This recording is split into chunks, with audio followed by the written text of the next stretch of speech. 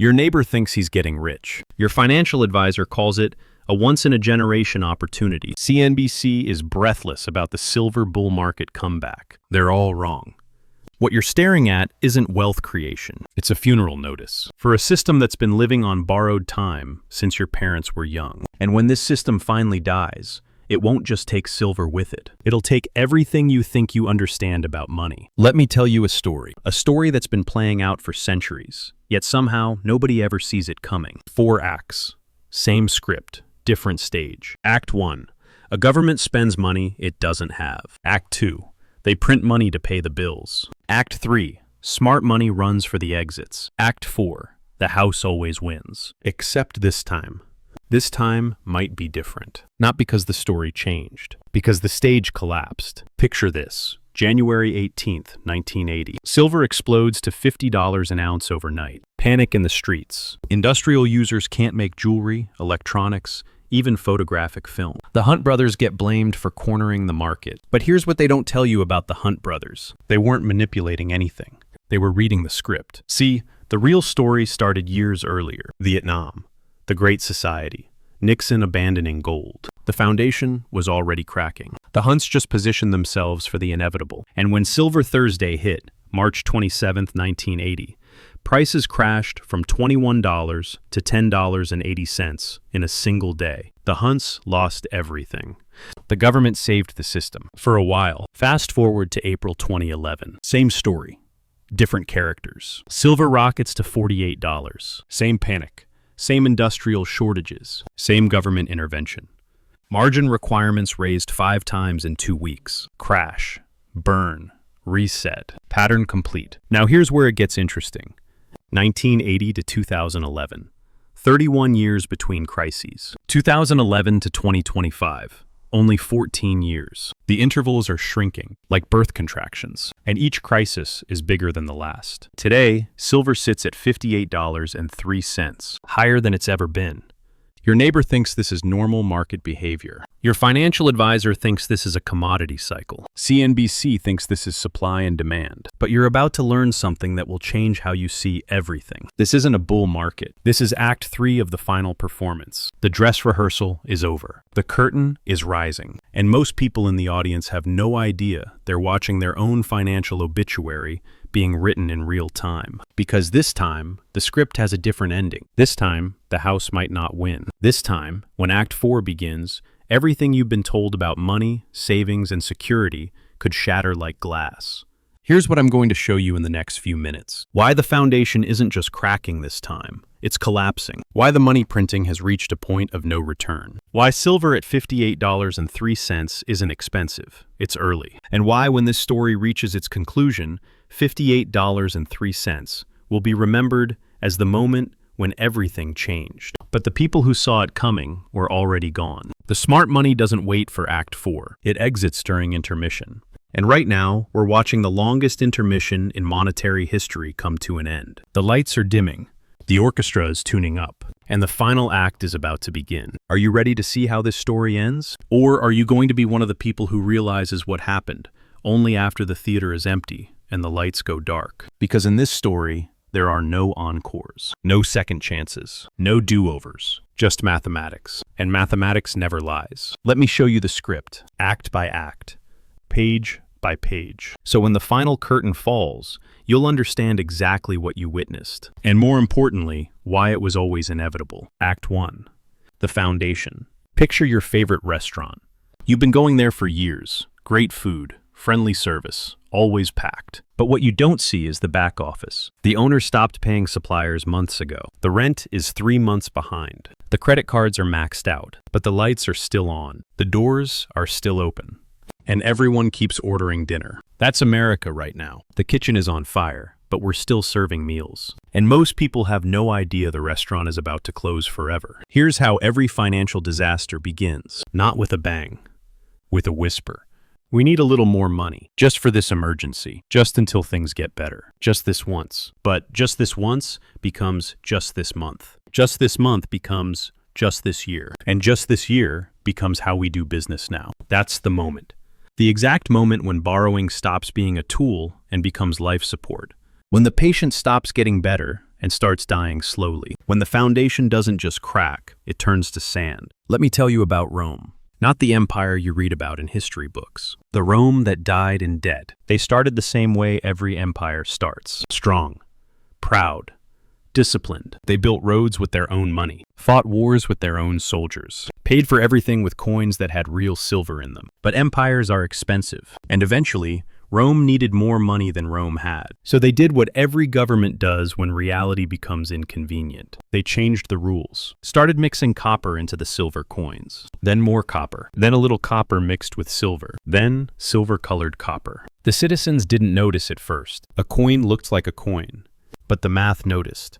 And the math never lies. Rome fell not because of barbarians. Rome fell because of mathematics. The same mathematics that's destroying America right now. Here's what nobody wants to admit. America crossed the point of no return 3 years ago. The moment when our interest payments became larger than our ability to actually run the country. We now pay more money to creditors than we spend on defense. More than we spend on education. More than we spend on keeping the lights on and the roads paved. Think about that for a second. Your government pays more money to people who lent us money than it spends on the actual purpose of government. That's not a budget. That's a bankruptcy payment plan. And just like Rome, we have 3 choices. Cut spending dramatically, raise taxes dramatically, or print money. Guess which one we chose? The same one Rome chose. The same one Weimar Germany chose. The same one every dying empire chooses when mathematics meets politics. They print. Because cutting spending means telling voters they can't have their Social Security, their Medicare, their defense contract. Political suicide. Because raising taxes means destroying the economy that generates the tax revenue in the first place. Economic suicide. So they print, because printing money is invisible. At first. Here's what they don't tell you about money printing in 2025. No printing presses.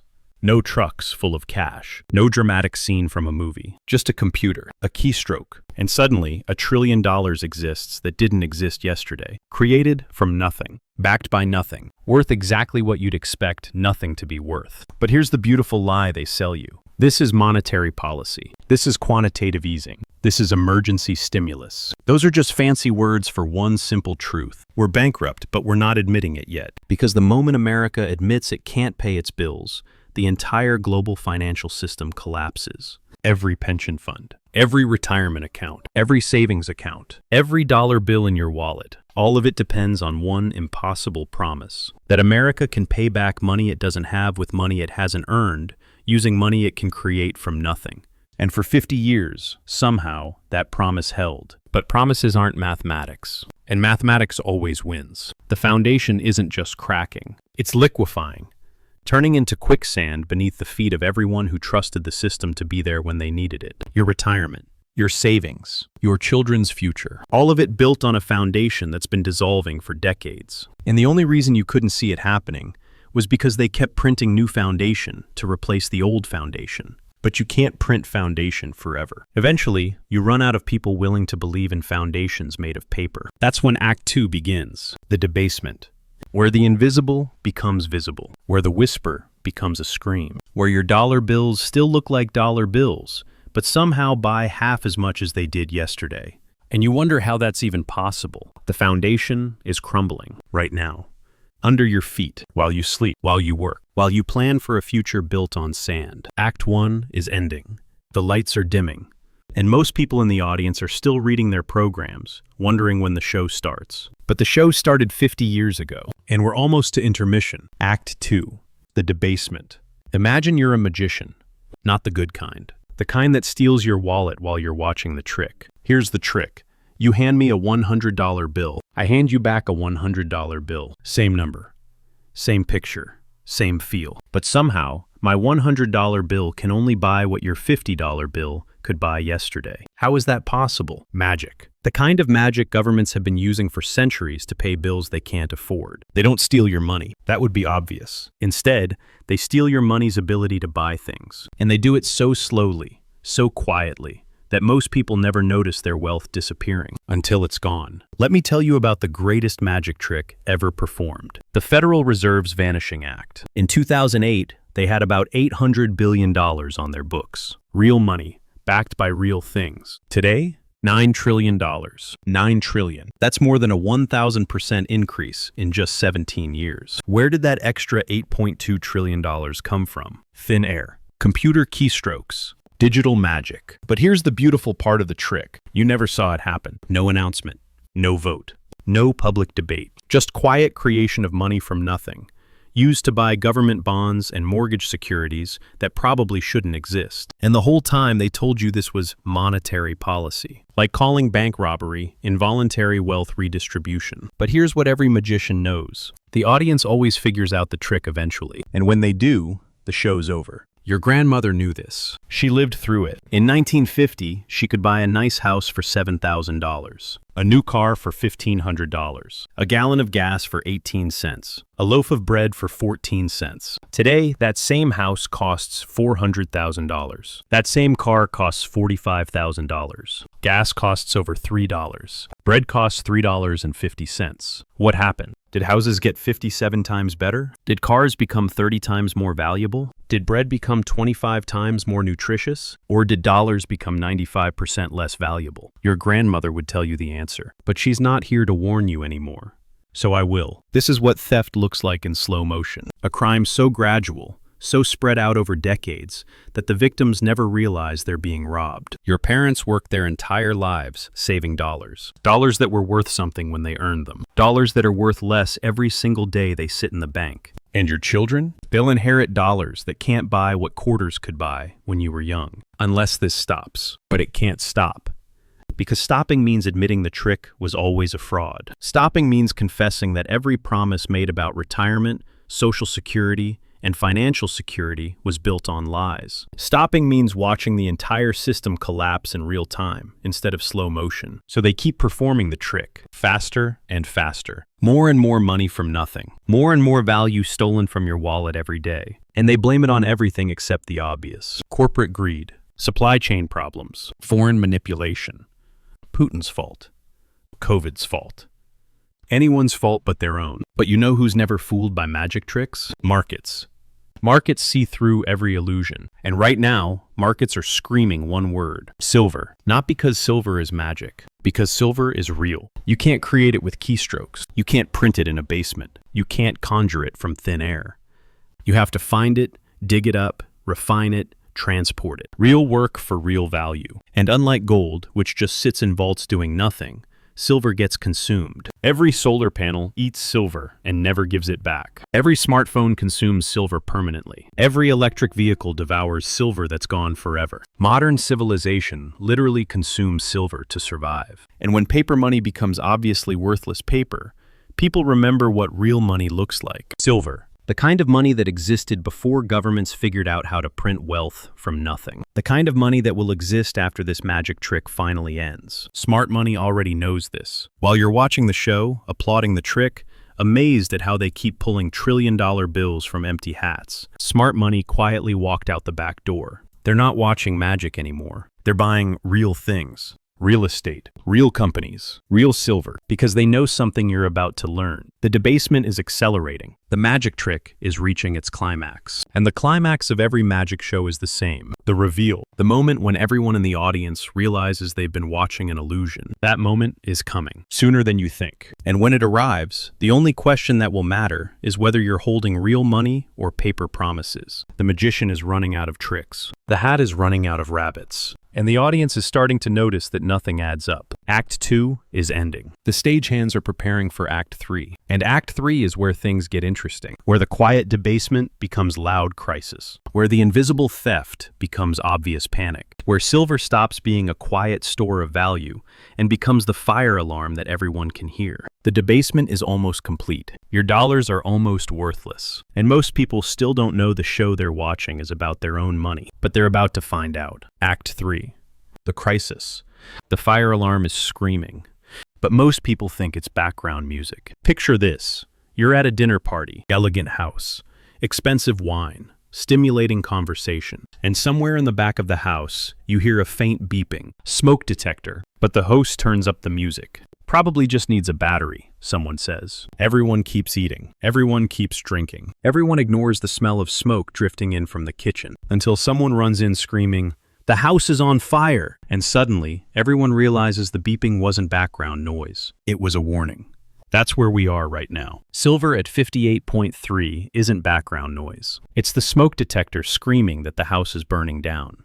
But here's the thing about silver. It's not just any fire alarm. It's the smoke detector in the most important room of the house. The engine room of modern civilization. See, gold is jewelry. Pretty, valuable, sits in a vault and looks impressive. But silver? Silver is the blood of the technological age. Cut off the silver supply, and modernity grinds to a halt. No more smartphones. No more solar panels. No more electric cars. No more medical equipment. No more civilization as you know it. And right now, that blood supply is running out. Fast. Here's what nobody wants to tell you about silver. We're consuming more than we're producing every single year for 5 straight years. It's like discovering your body is using more blood than it's making. How long do you think that lasts? But it gets worse. Remember the Hunt brothers from 1980? They tried to corner the silver market when industrial demand was tiny, maybe 200 million ounces per year. Today, industrial users alone consume 680 million ounces annually. That's more than 3 times the entire global demand from the Hunt brothers era. And it's growing. Every day. Tesla builds another factory that devours silver. China installs another solar farm that eats silver alive. Apple manufactures another million phones that consume silver forever. And where does this silver come from? The same mines that were barely keeping up when demand was a third of what it is now. You want to know what a real shortage looks like? Look at London. The world's silver vaults held 31,000 metric tons in 2022. Today, 22,000 metric tons. 9,000 metric tons vanished in 3 years. That's not inventory management. That's inventory evaporation. And here's the beautiful part. Most people buying silver aren't actually buying silver. They're buying promises. ETF shares that promise silver they might not have. Futures contracts that settle in cash, not metal. Certificates that represent claims on silver that may not exist. It's like buying a ticket to a concert that might not happen at a venue that might not exist. But the industrial users, they need the real thing. And when they can't get it, guess what happens? Production stops. Your iPhone factory shuts down. Your Tesla factory goes dark. Your solar panel installation gets canceled because you can't manufacture technology with paper promises. You need actual silver. And actual silver is disappearing. But here's where the story gets really interesting. November 28th, 2025. Silver trading halted for hours. Technical difficulties, they said. But you know what really happened? The system choked. Too much demand, not enough supply, too many paper promises, not enough real metal. The market couldn't handle normal trading volume. What do you think happens during a real panic? When industrial users start hoarding? When investors realize their paper silver might not be backed by actual silver? When countries start competing for strategic silver reserves? The system doesn't just choke, it breaks completely. And that's when you discover the difference between owning silver and owning a promise to deliver silver. One exists, one doesn't. Look, I'm not trying to sell you silver. I'm trying to show you what silver is selling you. Information, a signal, a message from the market that says something is fundamentally broken. Silver isn't climbing because speculators fell in love with shiny metal. Silver is climbing because it's the market's way of saying paper money isn't trustworthy anymore. Every ounce purchased is a vote of no confidence in the dollar. Every premium paid above spot price is the market saying physical reality is more valuable than paper promises. Every shortage reported is proof that the real economy doesn't match the paper economy. And every day this continues, more people wake up to a simple truth. When the system breaks, possession beats promises. Physical beats paper. Reality beats rhetoric. The crisis isn't coming. The crisis is here. It's been here for months. But most people are still sitting at the dinner party, listening to conversation, sipping wine, pretending that beeping sound is just background noise, even though the smoke is getting thicker, even though the heat is getting stronger, even though people are starting to cough. The smart money already left. They smelled smoke and walked out the front door. They're standing on the lawn, watching the house burn, wondering why everyone else is still inside, arguing about the wine selection. But you're still in the house. The question is, are you going to keep pretending the beeping is background music? Or are you going to admit the fire alarm has been screaming at you for months? Because Act 4 is about to begin, the finale, where we find out whether the fire department arrives in time, or whether the whole house burns down. And everyone who stayed for the cheese course learns the hard way that smoke detectors aren't background music. They're warnings. And ignoring warnings has consequences. The crisis is here. The alarm is screaming. The question isn't whether the house is on fire. The question is whether you're going to be one of the people who recognize the alarm, or one of the people who insisted it was just background noise, until it was too late to do anything about it. But how do I know Act 4 is coming? Because I've seen this play before, twice. Same script, same actors, same ending. And both times, the audience left broke, while the theater owners got rich. Let me take you backstage, show you the script they've been following for decades, show you why this time, the script might not work. January 1980, Dallas, Texas. Two brothers named Hunt are about to become the villains in a story they didn't write. But the real story started years earlier. Picture America in the 1970s. Nixon just told the world, sorry, we can't pay our bills in gold anymore. Vietnam is draining the treasury. The Great Society is spending money nobody has. And inflation is climbing like a rocket. People are scared. Really scared. Because their dollars are buying less every month. Their savings are evaporating. Their retirement plans are dissolving. So they start buying real things. Gold, silver, anything that can't be printed in a basement. The Hunt brothers see this happening and make a bet. A simple bet. If the dollar keeps weakening, silver has to go up. So they start buying and buying and buying, not to manipulate the market, to protect themselves from a dollar that's dying. But by January 1980, silver hits $50 an ounce. Industrial users panic. Jewelry makers can't afford silver. Electronics companies face production shutdowns. Photography companies can't make film. Real shortages, real panic, real economic disruption. And that's when the government says, enough. January 21st, 1980. COMEX implements Silver Rule 7. Translation: no more buying allowed. Only selling. Imagine playing poker and suddenly being told you can only fold. Never raise. Never call, only fold. Margin requirements triple overnight. Banks stop lending against silver. Credit disappears. And the Hunt brothers, leveraged to the maximum, face margin calls they can't meet. March 27th, 1980. Silver Thursday. Prices collapse from $21 to $10.80 in 6 hours. The Hunts lose everything. Billions gone. But here's the important part. The intervention worked. Silver stayed suppressed for 30 years. The dollar survived. The debt crisis got postponed. And everyone forgot the lesson. Until 2008. Same story, different decade. Banks collapse. Governments panic. Trillions in bailouts. Money printing on a scale never seen before. And by 2011, guess what happens? Silver rockets to $48. Almost the exact same price as 1980. Same industrial panic. Same shortages. Same government intervention. May 2011.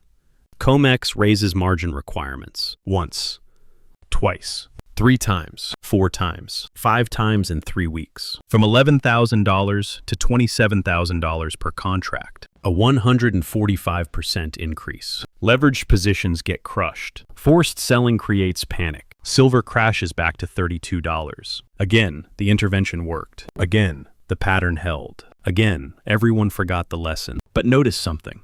1980 to 2011, 31 years between crises. 2011 to 2025, only 14 years. The intervals are shrinking, like a heartbeat racing before cardiac arrest. And each crisis is bigger than the last. 1980, billions in debt. 2011, trillions in debt. 2025, tens of trillions in debt. The pattern is accelerating because the underlying disease is getting worse. But here's what's different this time. In 1980, silver was mostly investment and jewelry. Industrial demand was small. The government could crush the silver market without breaking the economy. In 2011, industrial demand was growing but still manageable. Alternatives existed. Substitutes worked. But in 2025, industrial demand has exploded. Solar panels alone consume more silver than entire industries used in 1980. Electric vehicles didn't exist in 1980, barely existed in 2011.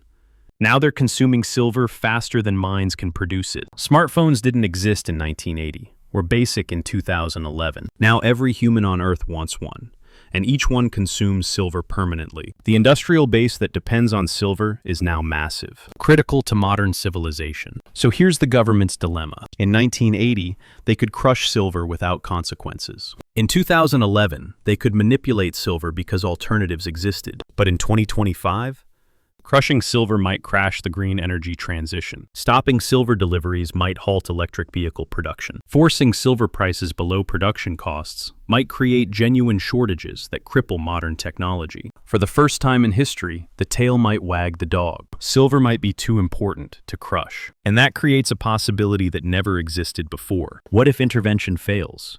What if the physical market disconnects from paper markets entirely? What if industrial users refuse paper settlement and demand actual delivery? What happens when the script stops working? When the actors refuse to play their parts? When the audience realizes the play is rigged? The historical pattern says, government intervenes, market crashes, system survives. But history has never seen a crisis this large, with industrial demand this high, and alternatives this limited. The script worked when silver was optional, but silver isn't optional anymore. It's essential, and you can't manipulate essential commodities forever without breaking the systems that depend on them. So we're about to find out. Is the pattern stronger than the mathematics? Or have the mathematics finally grown larger than the pattern? History suggests one thing. Reality might deliver another. The script is the same. But the stage has changed, and sometimes, when the stage changes enough, even the best scripts stop working. Act 4 is about to begin, the moment of truth, where we discover whether the pattern holds, or whether, for the first time in history, the audience refuses to play along. Act 4, the reckoning. The final act, where every story reaches its inevitable conclusion, where the hero either saves the day or learns a painful lesson, where the audience discovers whether they've been watching a comedy or a tragedy. And right now, we're about to find out which story we're in. There are only two ways this ends, two possible final scenes. Ending number 1. The cavalry arrives, just like every other time. Government intervention saves the day. Margin requirements skyrocket overnight. Trading gets suspended under emergency powers. Physical delivery gets banned for, quote, market stability. Silver prices get crushed through coordinated global action. The leveraged positions get liquidated. The speculators lose everything. And once again, those who control the system transfer wealth from those who saw it coming to those who wrote the rules. The dollar survives another decade. The debt crisis gets postponed again, and the pattern resets for your children to learn the same lesson you didn't. It's happened before, it could happen again. But this time, the damage might be different, because this time, the scale is unprecedented. ETF shares become worthless when the silver they promised doesn't exist. Futures contracts get settled in cash at manipulated prices. Mining companies go bankrupt as production becomes unprofitable, and millions of people who thought they owned silver discover they owned promises. Paper promises from a system that just proved it's willing to break any rule to survive. That's ending number 1. The system wins. You lose. Story over. But there's another possibility. Ending number 2. The script breaks. For the first time in history, intervention fails. Not because the government doesn't try, but because the mathematics have grown larger than the manipulation. Industrial users refuse paper settlement. They need actual silver, not cash substitutes. Production lines halt when silver becomes unavailable at any price. Solar installations stop. Electric vehicle manufacturing shuts down. Smartphone production grinds to a halt. The green energy transition collapses. And suddenly, silver isn't just a financial asset anymore. It's a strategic resource more valuable than oil. Physical markets completely disconnect from paper markets. Real silver trades at $200, while paper silver trades at $60. Premiums explode to levels that seem impossible today. Industrial users bid against each other for dwindling supplies. Countries start hoarding silver like they hoarded oil in the 1970s. But this isn't just a silver crisis anymore. It's a credibility crisis. Because if the most powerful governments in the world can't control the price of a small metal market, what else can't they control? Bond markets start questioning intervention capacity. Currency markets begin pricing in system failure. And the mathematical reality they've been hiding for decades becomes impossible to ignore. They can't pay their debts without destroying their currencies. And when that becomes obvious to everyone, not just silver buyers, but everyone, the real crisis begins. Here's what nobody wants to discuss. Silver hit $49 in 1980. Adjusted for their own inflation numbers, that's $194 today. Even at $58.03, silver is still 70% below its historical peak. Either silver is still massively undervalued, or their inflation numbers are massive lies. Probably both. But here's the really terrifying part. The debt that caused the 1980 crisis was less than $1 trillion. Today, it's $38 trillion, 42 times larger. If silver hit $49 when the problem was smaller, What happens when the problem is 42 times bigger? $200 stops looking extreme. It starts looking inevitable. But this isn't investment advice. This is pattern recognition. Understanding the script doesn't guarantee profit. It guarantees awareness. Awareness that we're not watching a normal market cycle. We're witnessing the end of a monetary experiment that started 50 years ago. An experiment built on unlimited debt, unlimited money creation, and unlimited faith in paper promises. That faith is breaking. Silver at $58.03 is just the messenger. The question isn't whether you should buy silver. The question is whether you understand what silver is trying to tell you. Remember when we started this story? $58.03. Your neighbor thinks he's getting rich.